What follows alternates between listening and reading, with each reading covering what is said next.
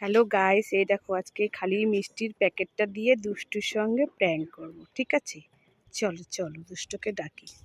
Hello guys, এই দেখো এই খালি মিষ্টির প্যাকেটটা দিয়ে আজকে মার সাথে প্র্যাঙ্ক করব। চলো চলো চলো, দেরি হচ্ছে।